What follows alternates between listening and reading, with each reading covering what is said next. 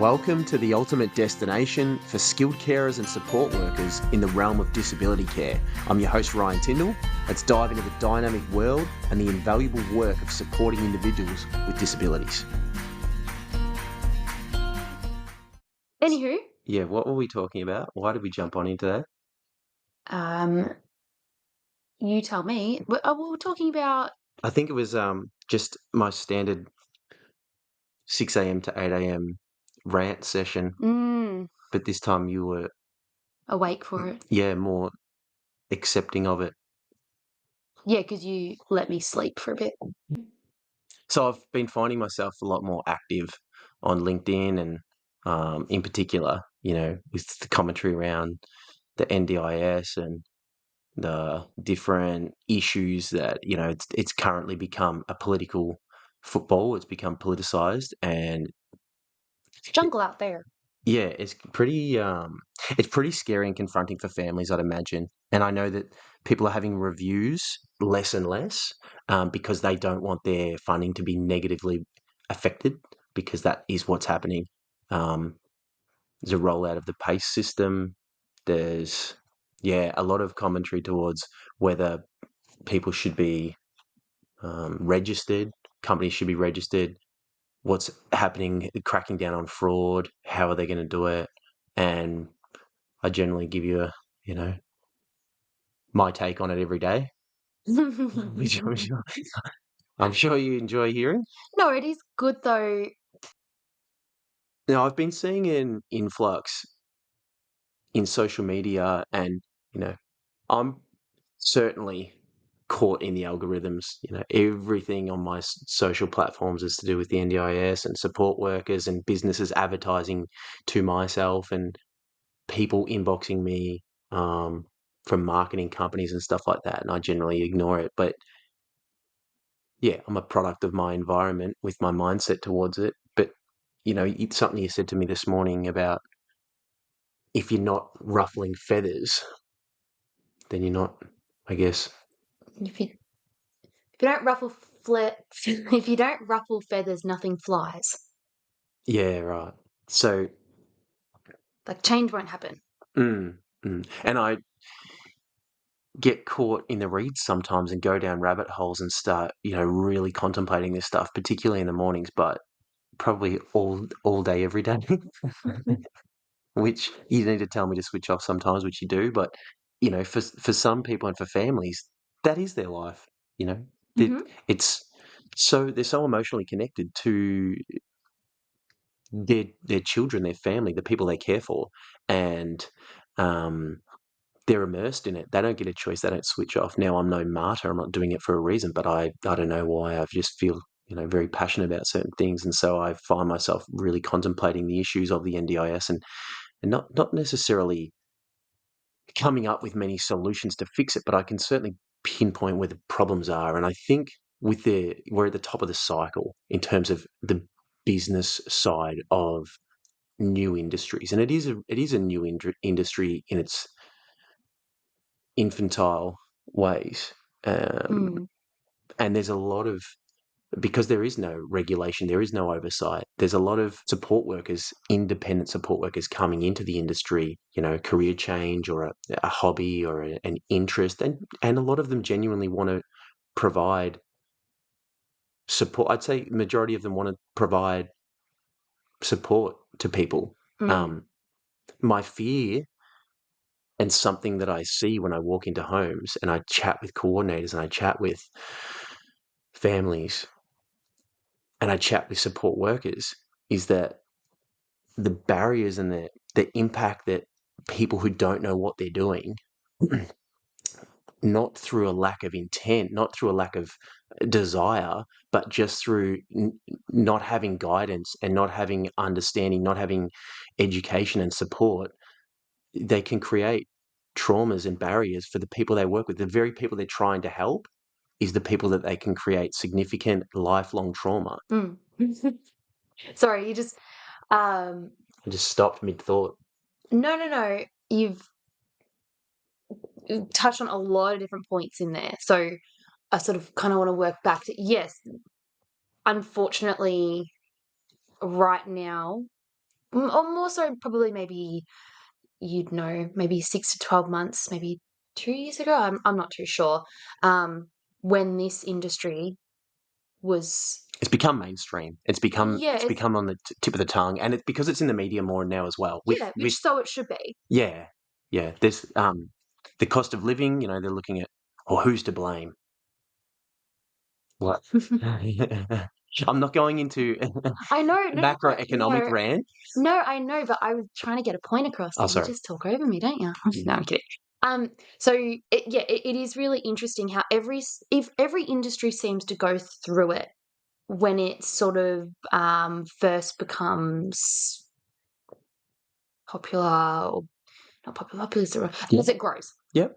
where we do see the need for regulation and um, that sort of legal enforcement rules and Oversight. oversight. Yeah, all of that sort of thing comes into play. I mean, we saw it, and my background in being in real estate, Mm, you see it in real estate on a regular basis where laws and regulations all need to change, and you have overquoting, you have this, that, you have all those kinds of things. And sorry, I digress, but where I'm going with this is it's relevant. it's the point I made this morning when we were talking about it is you see all of these, and in real estate, we always refer to them as cowboys. They come in when they think it's easy money, it's a cash cow, Mm, it's the best way to make a quick buck, and they often come in obviously when the market's hot, mm. when they think that they can make a lot of money. And I think that in some ways we are seeing that disability support, we are seeing a lot of those cowboys come in and probably not with the training that they should have behind them or the empathy and all that sort of thing. So we are seeing that there does need to be more regulation around controlling that. And, the course that you've built really probably speaks to that, in that there's a lot of upskilling to be done. I don't know if But I just want to interrupt for a second because you keep saying regulation, but it needs oh, oversight. It doesn't yeah, necessarily need regulation. Regulation and deregulation have had like vast economic changes and challenges throughout multiple societies throughout our history. So regulation is one thing, and there's pros and cons to it, but oversight is what it okay, needs. oversight. Yeah. Sorry, incorrect terminology on my behalf. My apologies. Yes, we all know that your vocabulary is much, much larger than mine. But basically, just what I was saying is drawing that parallel between other industries and now Mm. disability support and the NDIS and all that sort of thing. In that there's also a bit of resistance towards companies growing in the industry and um, that oversight coming into play. I find that there's a bit of resistance around that. What do you think? Yeah, there's multiple viewpoints from coordinators, families, providers, independent support workers. Everyone has their perspective and it's real and it's legit and there's real pros and cons to their perspective. And people are really passionate, maybe more so than, I guess in real estate when regulation came in, there would have been some really passionate people because it is their livelihood, their money, and that's intimate to people who Mm. need it to live. When one person's doing the wrong thing, it impacts everyone. I guess within the NDIS, it is so intimate and emotionally arousing, and creates heightened passion from everyone involved because you're talking about people and you're talking about vulnerable people, and so everyone wants to advocate for those who don't have voices or outlets as well. And a Uh, lot of people want to say that they're there to advocate for those things, but perhaps have other motives. Yeah, and I think that's something that we touched on is when times get hard. The thing you were talking about support workers, not having guidance and things. The resilience is something that's crucial, and without the right mindset guidance, I think more than anything, you can walk into a situation as an independent support worker with no background in understanding disability. Yeah, you might have kids, you might have a cousin with a disability, or you might just have various life experiences from different industries that, yeah, they certainly help. As a teacher, as my background, ex chippies, ex teachers would come into the profession and bring their outside expertise, and that's really useful, and it provides a lot of value to people because um, it helps the transfer of those skills. Same thing with disability support work. You're coming in bringing outside experience and things that you've learnt. Sales experience, for example, in real estate helps you to talk with and connect with a participant, and that connection, that rapport is critical. Building that Mm, relationship with them is critical. If you don't have the ability to communicate with someone, how are you going to build that rapport, and how are you going to force them out of their comfort zone in a kind and gentle way to create change for themselves, for the betterment of their lives and their families' lives, when they don't want to, when they don't like it and they're comfortable with their habits and their associations in their environments? A mm. lot of terminology and a lot of, I guess, ranting, but it's something that I've seen with the support workers in particular, who might not necessarily have the skill set to handle the complexity of what they're walking into. Mm, And hang on a minute, this person's swearing at me, or this family member's not understanding what I'm saying. It's too hard, I'm going to leave. Okay, I tried it, I left. I walk out with my head held high.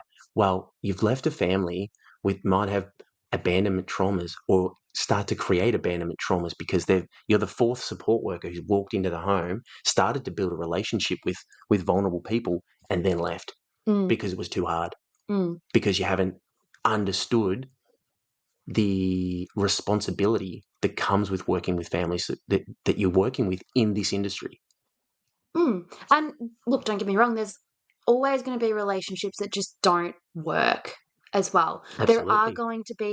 You are going to meet participants uh, as a support worker and vice versa, as you'll meet a support worker as a participant, and you just don't gel well, or they're not going to be able to meet your needs. And also there is something in that, being able to identify, I'm not able to give this participant what they need. But that's where it comes down to the communication skill. How are you going to speak to that participant and their family to explain that to them? Are you just going to bail and Ghost them. further entrench that abandonment route that they probably have? Or are you going to sit down and have the conversation with them and say, look, I've identified what you need. I don't think I'm the right fit. And it's having a tough conversation, which is, again, that's something that I learned to become comfortable with in real estate. But it just comes down to relationships and business. And I think that when we're in a people based industry, all the focus is on people, people, people. And we forget that it's not just all butterflies and rainbows and just going in with kindness and being the nicest person you could possibly be and sharing love. It's not always about that. There's tough moments. You've got to have tough conversations. There's crappy work that you got to do that needs to be done. And you've also got to be able to put your business cap on and come at it as a business partnership also. Hmm. It's so multifaceted, and I think a lot of people aren't really taking that into consideration. And I don't know, but a personal experience that I had recently, Yeah. because this is where, a lot of people want to just do their own thing. They don't want to subcontract, or they don't want to go through the employment route in um, NDIS support work. Yeah. And a lot of families and things, they don't really want to get larger companies and things like that to work with either. But as a support worker, there is, okay, you might lose a certain percentage of your hourly rate, but what you're trading is, if you're with the right company, is for support for Hmm. you and someone who's got your back. And it is business. And it's funny that, the people involved, if they feel wronged by you, even if you haven't wronged them, they'll drop that relationship that you supposedly built with them in a heartbeat, when it comes down to potentially, taking advantage of someone that they care about, or who's vulnerable, or maybe maybe they have been wronged in the past, so they're automatically going to think that, oh, well, this person's wronged me also, if something's just a bit grey, that, or something hasn't been communicated correctly, or something's gone awry. And if you don't have a support network for yourself and someone to call, who's got your back? It just becomes a game of like he said, she said. And if they've got a whole team behind them, It's hard. you're on your own. Like when I went into that situation, I was so basically I went into a care home. What would Yeah. you call them? Supported independent living. Yep, I went into a still house, a supported independent living home. Picked up a participant. We went out for the day, and upon returning, The care team, the care team within the home took out the wallet, all of the receipts of the money that had been spent for the day, and a spreadsheet, which I'd never seen this spreadsheet before. And they counted up the money, and there was $9 missing. Now, the situation immediately turned back onto me. I knew that I hadn't touched the money. I had not done anything wrong. And there was discussion of how when this has happened in the past, police are called, police reports are made and things like that. And I'm standing there trying to handle this professionally, and knowing that I could then call my boss, which I know is also my partner. So I'm a little bit biased, obviously, in some way toward. Well, I obviously just threw you under the bus, so Yeah, it's all her fault. yeah, no, but knowing that I would have someone to call who had probably been through a situation like this before, who would be able to support me through that and advocate for me, that was really reassuring, because on the inside, I was remaining calm, but on the inside, I was starting to panic. Like, oh my gosh, like how is this going to unfold for me over $9? Police reports and all these Mm-hmm. terms and scaring the daylights out of you. And what was the eventuation of that situation anyway? Oh, they hadn't counted the money up correctly. Mm. So all the money was there, and it all aligned with the receipts. It all balanced out perfectly fine. But the other thing is that I had never seen this spreadsheet before. And so then there and then I learnt my lesson. When you pick someone up, you cover all of these things, you count the money, you do all of that sort of thing so that you can't be held liable at the end. And it was an unknown for you, and it was an unknown for me. And that's the constant thing. Like if it's not that, it'll be something else next time. There's so many things happening within a care team. How do you solve the problem and how do you work through it? And extremely confronting for you, leaving a real sour taste in your mouth to an otherwise good day. Oh, it was a brilliant day up until then. I mean, you also had an issue with the taxi that was sort of probably put you a little elevated heighteness as well, because there's a bathroom stop which is out of your control, and you warned the taxi ahead of time. Now they're running a business too, which I guess I maybe helped give some perspective to. Yeah, definitely. They're running a business too, and they've organised things, so they had to leave. They had to bail, and then you have to wait for a new taxi because they've got their lined up meetings that they need to attend. And yeah, but anyway, I guess what I'm getting to there is, again, sorry, I always relate back to real estate because it's what I've known for the majority of my working career. When people have had a negative experience with an associated job role or position, so you talk about it sometimes, you've had these terrible experiences with real estate agents, but not all real estate agents are cowboys just running around trying to make a dime and rip people off. There are a handful of people obviously in that industry trying to do that, or not going about things quite right. Personally, I never really experienced working with people like that. I always worked with some really, really great, trustworthy people who cared about what they were doing. But drawing that parallel, because everybody knows that real estate agents and it's a stereotype. yeah, thank you. That everyone knows those stereotypes, and I think that personally, I'm sort of seeing that support workers are somewhat being stereotyped to that too. So In a like, negative sense or in a positive sense of empathy? no, in a negative sense, that maybe some things have happened like that previously or whatnot, or Yeah, they've they're just here to bailed, they've rip this, they've people that. off. Exactly, they're just here to make a quick dollar. But therefore, in that situation, I was immediately assumed as the wrongdoer. Yeah. I guess that's my point. I don't know how that relates to what we're talking about today. I guess that just relates back into... It relates to the complexities of what you're having to deal with on a day-to-day basis, and what you do and how you respond can completely change things, because that could go massive turn off. I never want to work in that home again. Or Which initially it did. yeah, but it was confronting for you. And that's where someone like myself can, advocate for you and also realign your expectations and give you another set of eyes and perspective on what's actually going on, rather than going home and, sort of telling your mum or your family member, oh, here's what happened at work. And they're backing you up. Oh, that's disgusting. I can't believe that. And they're on the phone, and it gets out of hand, rather than people who sort of are advocating for the situation and who understand what's going on. But unfortunately, we're a small business. I, we're running things as best we can from our perspective. They're a business bigger than us, much bigger. They're running things as best they can from their perspective, but I can't control how they decide to do things. I can't No. control that they never let me know that that was a situation that happened. And so I'm learning about it on the fly too. And, some people might be listening going, well, Ryan, you should have known that. You should have known that that was the situation. Well, it turns out I didn't. Mm. Even though we've worked with these people for a while. Okay, so you And the couldn't pull back policies. on my argument of having support.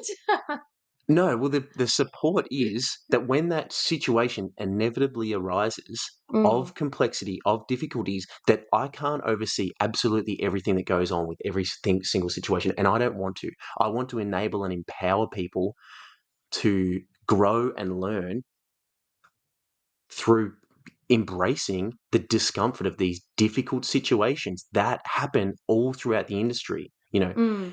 As I sort of said to you, I probably said it too soon rather than too late. I was like, that's a small problem. In the scheme of things, it's a small problem. It will be okay. Yeah, but in that moment, I Of was like, course. I mean, laws, like, police report. I've never been yeah, in trouble with the law in my entire life. I've never got in trouble at school. So that was a really big issue for me. But knowing that I've got you to call within the not just call, industry. but sorted out No, afterwards. that's what I mean. And then Mm, you've got the people that you lean on. Like you've got lawyers, you've got this, you've got that. There's contracts in place for a reason. mm, And this is just where I'm getting at with the reason that it is always good to make sure that you have people in your corner, because you can do the right thing over mm. and over and time again. But Mud sticks. yeah. There was another situation, similar in sort of difficulty in nature, where we've got a lot of people who have supported independent living, live out of home. Hmm.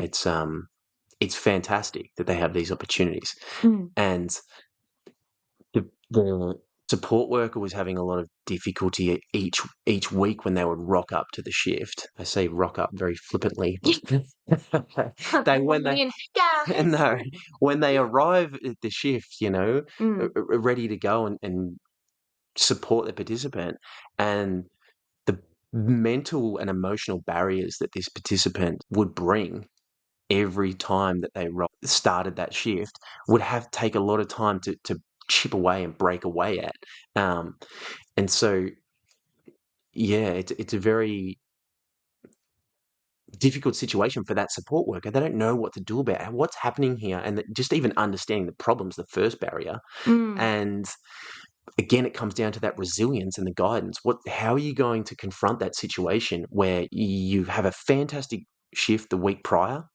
Things go really well. You're having huge development, huge progress, great connection, and then you arrive next week, and it's like back to square one. What's happening? Why have they got their barriers up? And I sort of spoke about it with them, and we discussed and sort of came to the conclusion that um, perhaps, and all we can do is speculate. All we can do is use our judgment. But perhaps, being in a still environment, supported independent living, that there's other people throughout the house that work there, and the relationship that this participant has with these other workers is definitely, I know it firsthand from communications that I've had with the other care team members, it's definitely not as productive and it's not as long term as it has been with this support worker. They've been there for a while now, Absolutely. working on going with them weekly and breaking down those barriers and creating that trust. And so to see the participant withdraw from them, they didn't understand it and they didn't know why. And it's outside of their control. We can only give what we can give from our, we're there once a week. The Mm. support worker's there once a week, and they can only do what they can in that time frame. And although they're making fantastic progress, the the participant's regressing. Why is that happening? Well, maybe the people in the home, they're not giving the participant what they need. They're not listening to them. They're forcing the participant to build barriers. And I use the analogy of building a brick wall. So you leave on the Sunday, there's no brick wall. There's fantastic connection between the support worker and the participant. Mm-hmm. And then as these, I guess, the confrontations of being pushed and not feeling comfortable in your own home, mind you, Throughout the week, this it's like a bricklayer slowly building that brick wall in front of them. Concrete, brick, brick, brick, brick. Gets to the weekend when they have their shift with them, the Sunday shift, and that wall is right up to their eyes. And you're having to, the support worker's having to break down that barrier, break down that wall, and just to get it, back to a clean slate, to make some more slight progress. And then they leave, and then, Monday comes around, the brick wall gets slowly built up and up and up again. And it's a constant cycle, and it would be exhausting, I'd imagine, from the support worker and mostly for the participant. This is their home. This is their comfort zone. This is their environment. I mean, what do you think? You've worked with people in care similar homes, situations. as we've just Yeah. talked about. Yeah, I think unfortunately there are a lot of people in the industry who perhaps These aren't aren't. these Pardon? aren't independent support workers. They're through They're companies, through larger companies. So companies. we've gone, what's the issue with independence? Mm. And again, Yeah, and this is just a minority. discussion It's a about all discussion. angles. Yeah, there's multiple issues throughout the whole industry. It's not pinpointing anyone. There's issues with every segment of it, and Mm. there's pros and cons to everything. But Mm. this is an employee model within a SIL home, this Mm. context, and they generally, most of them are. And then Yes. we come in as outsiders to solve difficult problems. Yes. So I have had similar situations where initially it was just all hearsay from the participant. So I guess I was still listening to what the participant had to say about what was going on in the still house. However, I had an understanding of the difficulty that this participant had in building positive relationships. So I needed to see it for myself to understand whether or not these support workers were really being as disengaged Mm, as the participant felt they were. mm. And after going into multiple of these homes, unfortunately, I do feel that, and this is not all of them, there are great workers in SIL homes and things like that out there, obviously. But unfortunately, from what I was seeing in a lot of the homes was that a lot of them really were disengaged. Hmm. They're sitting in their office, they're on their phone, they're watching a movie in a separate Hmm. living room. And I understand, if they're there all day or overnight, whatnot, of course they need breaks and this, that, and the other. But this isn't what Um, was happening. And this that's is, not what was happening. And yeah. this is where it's like, if you don't have an interest in learning about psychology, mental well-being, and communication skills, along with all different forms of disability, like this isn't the line of work for you Mm. because you're going to do more damage than you are going to do, And, you know. it comes back to business principles. And, I started off in education as disability and expert in that, then moving into a business, learning about business. So I'm trying to integrate both. But some companies are, business first and then trying to understand disability. This might not necessarily be the case, but Well, I guess, oh, sorry. the cream rises to the top for one, and that's what we might see with this consolidation that is probably going to happen because businesses are going to struggle. Would you say that maybe what also comes into this is there aren't enough people that actually want to work in the industry? So maybe that means that the quality. It's business cyclical, right? Yeah, disability's always been a very difficult industry. It's sort of swept under the rug. But Mm, the cyclicality of the business is now at a point where there's so much influx and there's so much dilution of quality. And mm, just because you have, a Cert 3 in disability doesn't make you a good support worker. It doesn't give you the guidance and the education that you need. It really doesn't. It gives you some basics, and you got to learn the rest. And I guess the incentives drive the outcome. So when you've got a subcontractor who they're their own business, they're incentivized to make that relationship work through being resilient, through learning, through education. If you're an employee, you've got comfort, you've got security, you can fall complacent. Anyone can fall complacent, sure. But the incentives are driven by you really want to learn and know the implications of what you're doing, um, to be able to attack complex problems and continue that learning curve and growth, because every day me with my 12, 15 years experience is confronted with new challenging environments that all I can draw upon is my previous experience. Now, if I have no previous experience or it's driven from other industries, what am I going to do?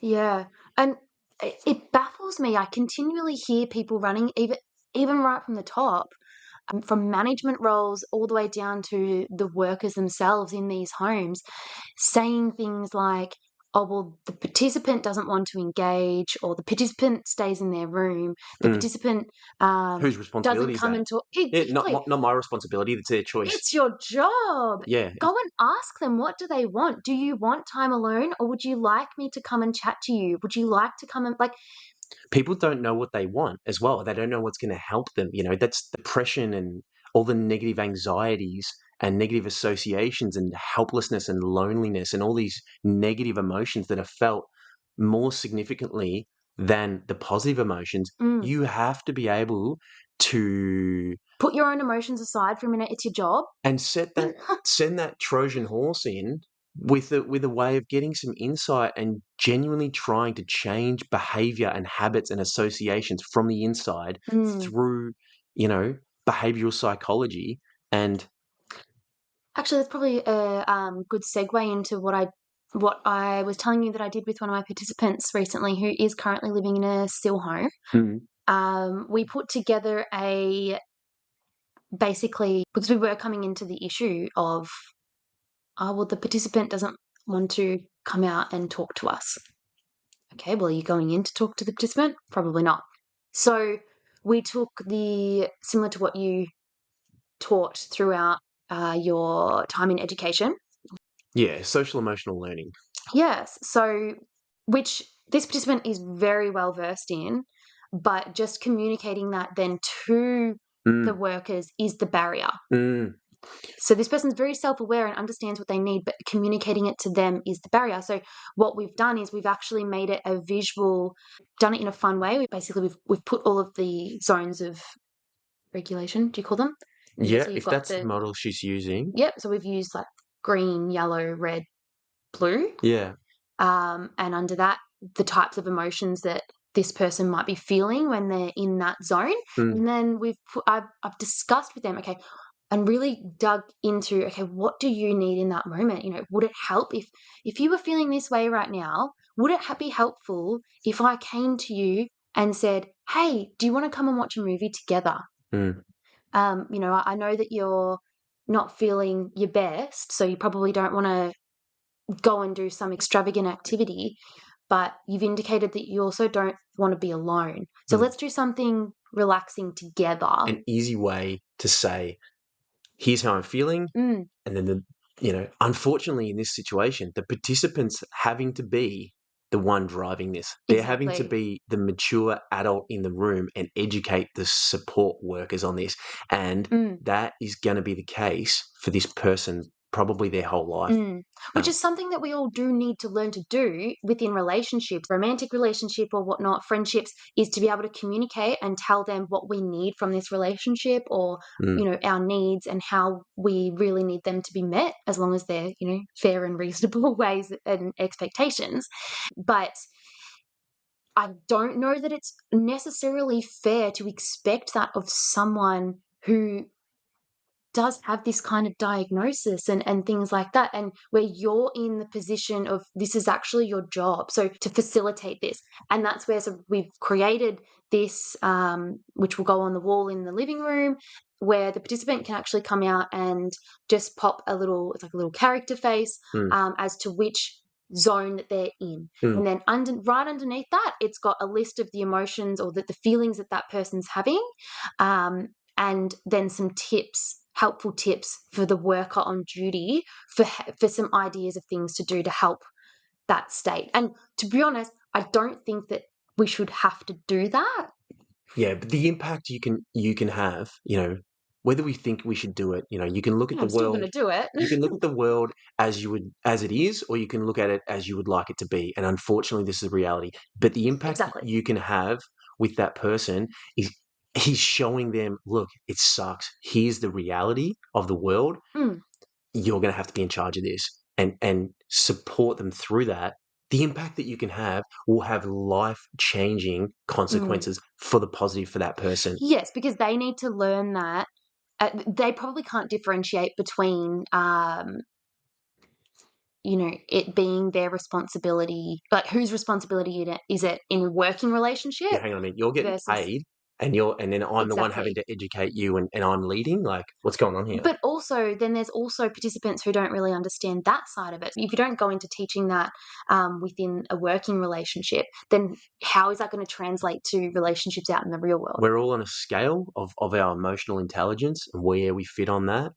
And yeah, I saw it massive impact on this in schools and in the classroom.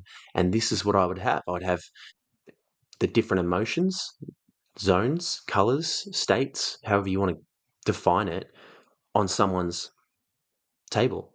And I think a if lot they of schools use that Disney movie. Inside Out, Yeah. yeah, it's a good one. And so I would come in and I would be able to generally tell maybe someone's, a little bit heightened. The ones that stand out, the kids that stand out and make that really known. There's plenty who don't.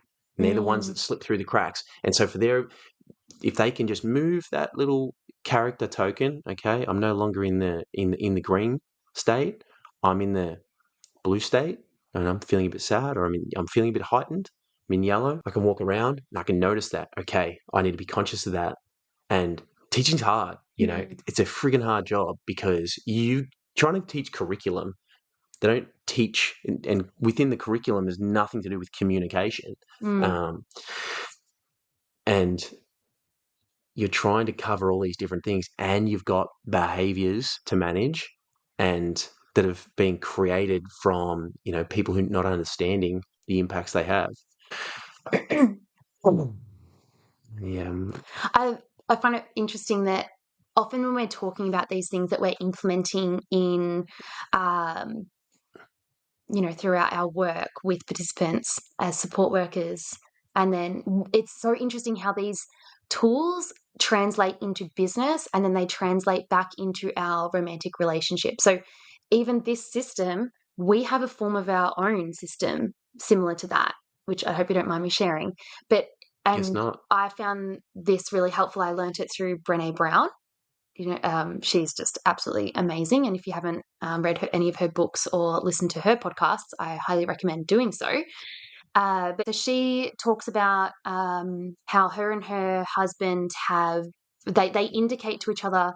I can't remember if they do it out of 50 each or out of 100 each, but basically, I think we do ours out of 50. So Mm. we both bring 50 to the table to make 100, and we put it up on our whiteboard. If we're not able to contribute that 50% to the relationship, to the house, to the home, all of it, we're moods low, Rough energy's day, low, just tired, just whatever it is. cycle. Yep. Menstrual cycle, great. Yep. So I'm at about 10, at least 1 week every month. We're coming in and we're indicating to the other person, I don't have 100% to give of myself today, or 50%, whatever it is, to the relationship. So I need you to help me. Like, how can we make up for that? Do you have the extra 20%, 80%, whatever it is, to add in? Or do we Are we need to both low, and we need to be aware of that, and we need to be, have a game plan? How do we deal and navigate through that when mm. neither of us have what the other needs It's to be? easy to communicate with a number than having to have that conversation, particularly for me. Mm. And you've taught me a lot about this stuff. Well, we're always going to struggle to have these logical conversations when we're in the heat or the peak of an emotion. So planning this prior to in one of our little relationship meetings then makes it much easier to execute, and it makes it much easier to go and put a number on the board and just be like, I'm not all there today. Back to, I digress. Just saying that, like you said, for the student sitting in the classroom, for the participant in the SIL house, we all struggle to go up to someone and say, hey, I need help. This is what I need from you. So if we can put sort of like overcome that barrier, then I think there's a lot to. There's so many positive ways that you can imprint upon people and make their lives easier. And we all have different skill sets in that. Accessing it and tapping into what works for you is amazing. But if you've got resources and guidance where someone can tell you a couple of things or give you access to a couple of things that are the right ways to go about difficult situations, it has huge implications long term.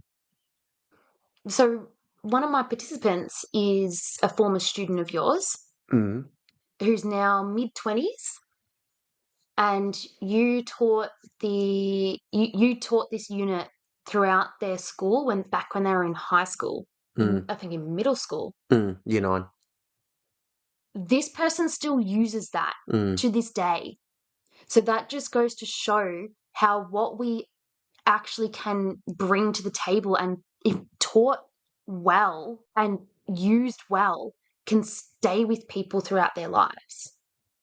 And that's what we can bring to the table as support workers. And understanding the implications that you have and the impact you can bring long term, you can never underestimate the positive and the negative things that you can bring to someone's life. But well, it's not as long as it looks as it is, because remember, there's that whole part where I was attacked by a spider. So we might wrap it there. But do we want to get back to what was our original points of the podcast? I don't know. This just sounds like a morning chat. Rants with Ryan.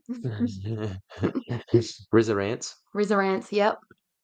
Word of the year, Riz. No, that was 2023. You're out of style now. Oh. You ain't got no razzle dazzle. Catch. Bye. What don't they want us to hear? People don't want to hear you inhale your coffee. How do I do it? Like, and then there's a little, and then the Was that better? cup on the coffee cup. Oh, okay. Noted. While we're at it, your intro could be a bit shorter. Yeah, it's probably a lot. Yeah, us ADHDers especially, we get pretty bored. You turn it off before you listen, and you even fast forward. That's fine. That's what I do on every other podcast. So